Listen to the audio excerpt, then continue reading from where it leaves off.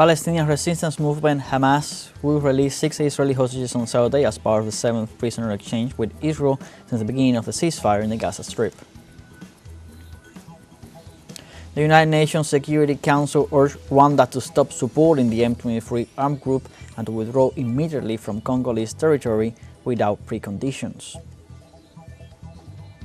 And trade unions in Argentina condemn President Javier Milei's decision to transform the national bank into a joint stock company.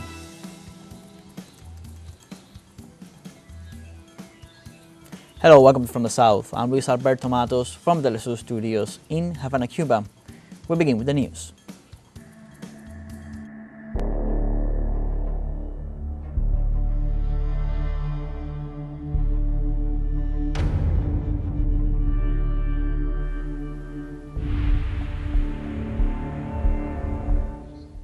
The Palestinian resistance movement Hamas will release this Saturday 6 Israeli hostages as part of the 7th prisoner exchange with Israel since the beginning of the ceasefire in the Gaza Strip.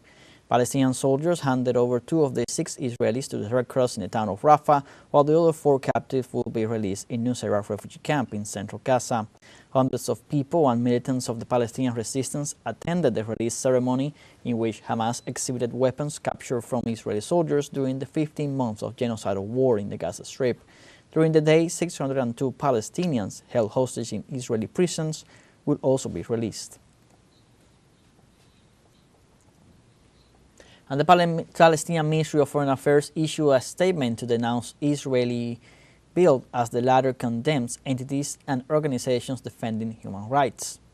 The ministry ensured that Israel was trying to hide out the constant violations of its military forces. The entity further described them as war crimes against humanity. Likewise, the statement expressed Palestinians' rejection of genocide, forced displacements and annexations of Palestinian lands by Tel Aviv regime. Moreover, they urged the international community to take action against such legislative initiative by the Israeli government. And the Netanyahu government launched 6 colonial projects in occupied Jerusalem with the alleged approval of the Trump administration. A spokesperson for the Israeli NGO announced activating the construction of new settlements in Palestinian lands as U.S. President Trump backs up the expansion of Israeli settlers in occupied territories. The NGO further confirmed Israel have demolished around 255 Palestinian buildings in East Jerusalem in 2024, in addition to 27 others torn down in 2025. These clear violations of international law and regulations forced the displacement of thousands of Palestinian civilians.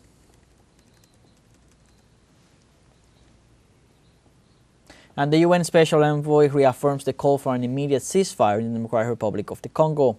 The UN mission in Kinshasa condemns the ongoing aggressions resulting from escalating clashes between armed groups and the Congolese army.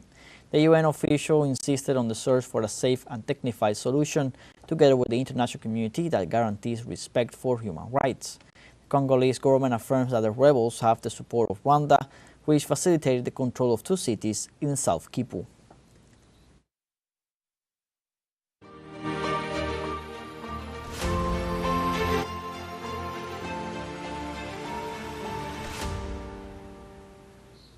And during a press conference after the G20 meeting in South Africa, Russian Foreign Minister Sergei Lavrov said that Ukraine receives hundreds of billions of dollars from the West, which could be used for global development.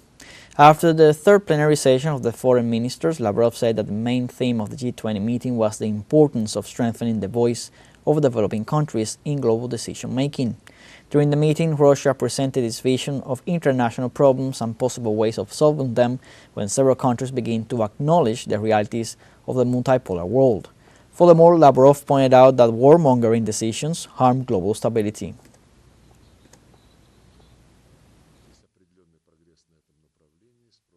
The international economy is characterized by the growth of military expenditures, according to estimates of Western specialists, $2 trillion a year.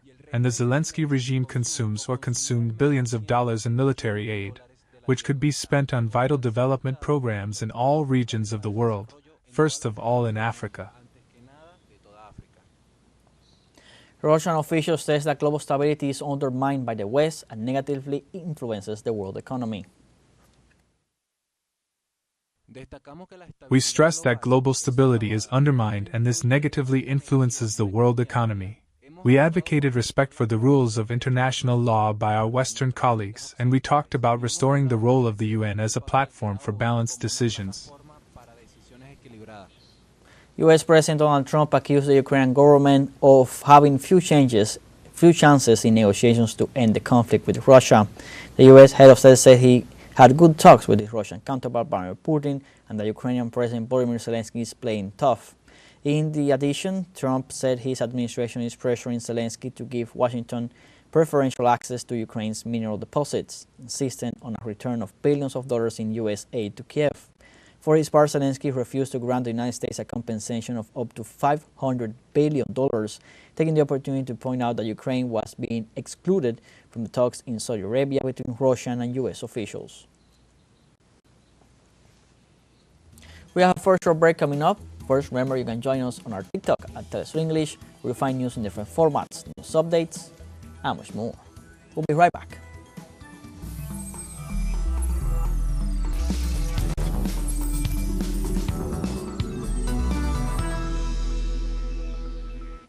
Welcome back. The United Nations Security Council urged Rwanda to stop supporting the M23 armed group and to withdraw immediately from Congolese territory without preconditions. The Council reiterated its call on all parties to reach a ceasefire called for by leaders in Eastern and Southern Africa.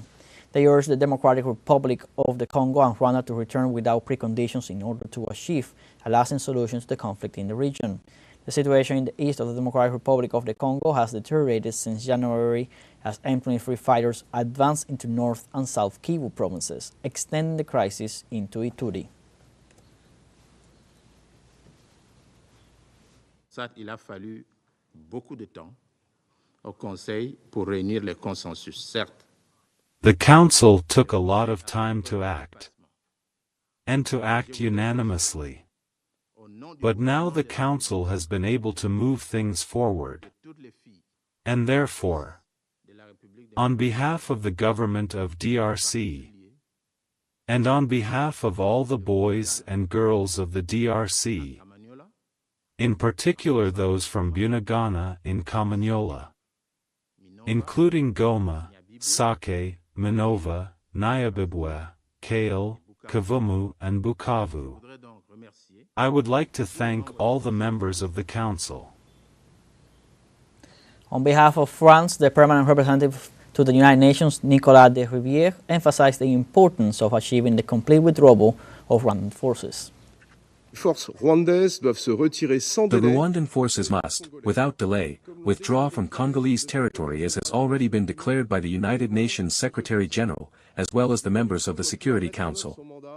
MONUSCO needs to be able to carry out the mandate for the benefit of the civilian population without being obstructed in its efforts or its freedom of movement. This resolution recalls the clear role of the Luanda and the Nairobi processes with a view to reaching a sustainable political solution hinging on the complete withdrawal of Rwandan forces and the dismantling of the FDLR. The Vatican Secretary of State denies a possible resignation of Pope Francis after being hospitalized for 8 days due to bilateral pneumonia. Cardinal Pietro Parolin described as inappropriate the speculations about the supposed resignation of the Pope and urged to pray for his health and recovery.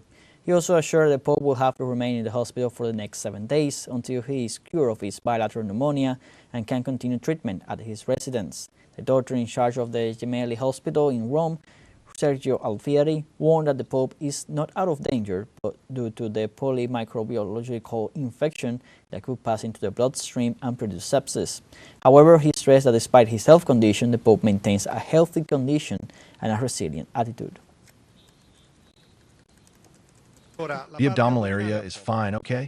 Because obviously, if you do a CT scan of the chest, you also see the abdomen. So from that point of view, everything is fine. As for the heart, as I said before, an evaluation was done upon admission. Another one was performed, and others were done with the team of Professor Brzada, who is the head of cardiology, and he has a strong... At the same time, he has incredible resilience. How many others would have endured all these infections with his workload? And on Friday, U.S. President Donald Trump dismissed the chairman of the Joint Chiefs of Staff, Air Force General C.Q. Brown, saying he will nominate Air Force Lieutenant General Dan Kane. President Donald Trump fired the top U.S. general just before his Secretary of Defense fired other generals.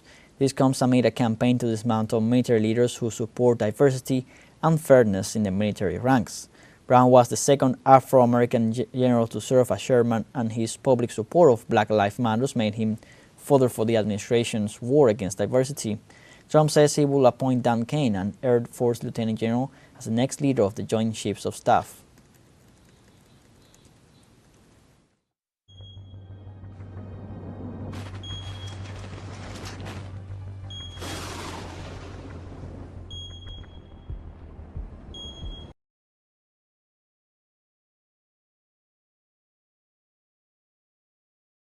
San Marcos Jr. will maintain aid to those affected by the eruption of the Canlaon volcano in the province of Negros Occidental.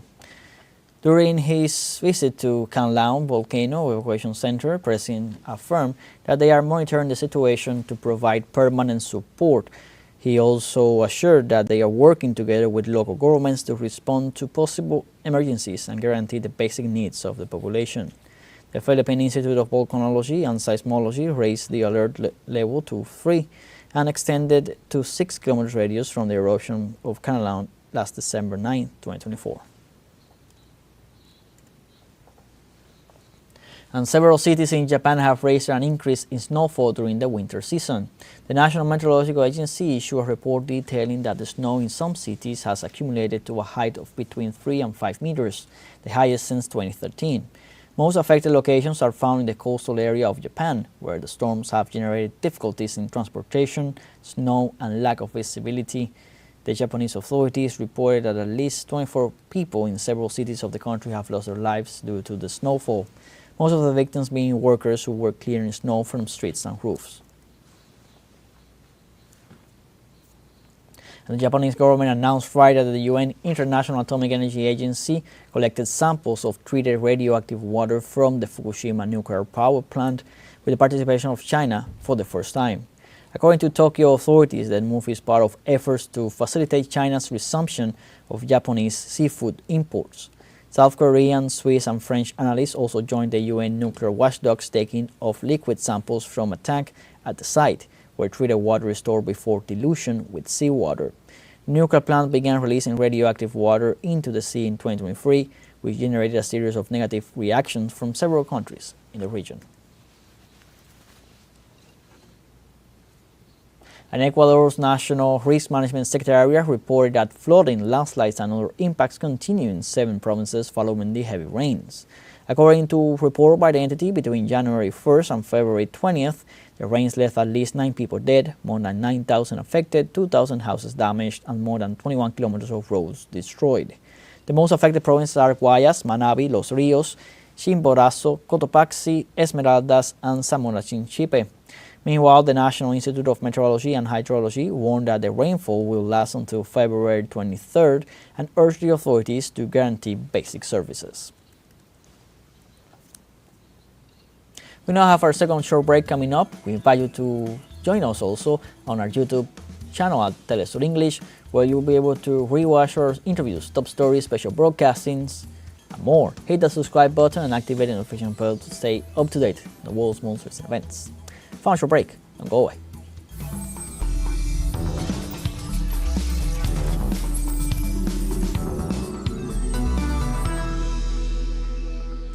Welcome back. Trade unions in Argentina condemn President Javier Milei's decision to transform the national bank into a joint stock company. Through a statement, the Central Workers Union of Argentina and other organizations pointed out that the privatization of the national bank is another scam by Milei's administration.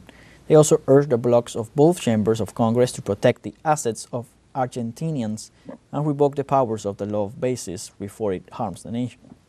This comes after the news of President Javier Milei's involvement in a multi-million-dollar cryptocurrency scam.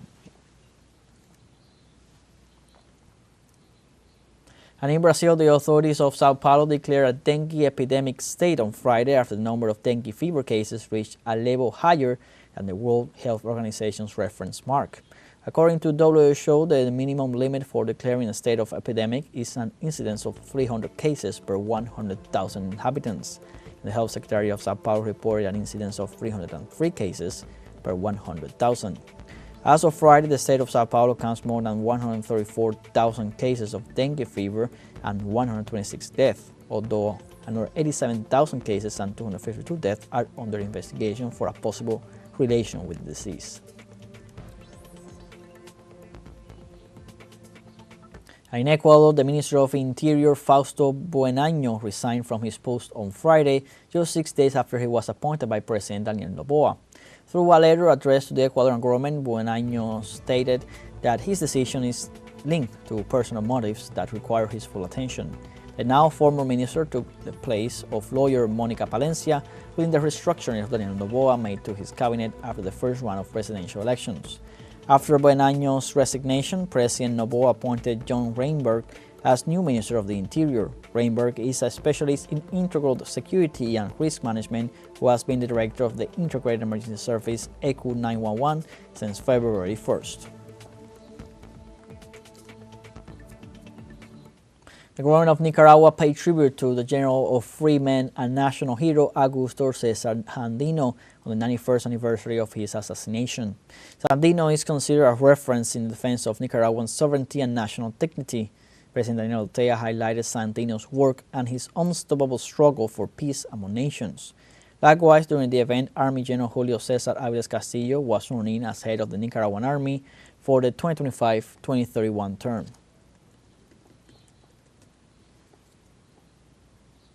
Mexico reaffirmed its commitment to the promotion of a more equitable and sustainable international order by participating in the meeting of G20. The Secretary of Foreign Affairs informed through a statement the importance of respect for international laws as a pillar for global stability.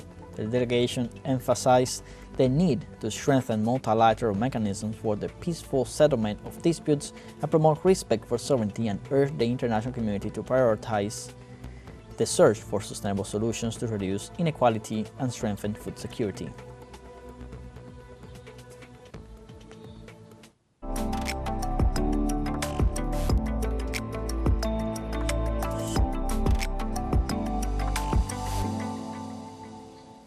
And in Angola, preparations for the Rwanda Carnival 2025 are progressing, one of the most awaited and celebrated festivities in the country. This year, the festival will celebrate the 50th anniversary of the national independence with the participation of 39 groups. For the first time, the groups from the new province of Ikolo and Bengo will be included. In spite of being the largest cultural manifestation in the country dating back to 1857, there is currently a growing concern about the event due to the increase of cholera cases, with more than 4,500 infections and 163 deaths.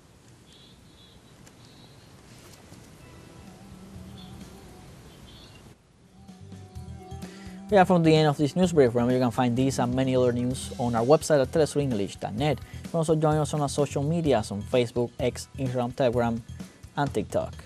For Telesur English, I'm Luis Alberto Matos. Thanks for watching.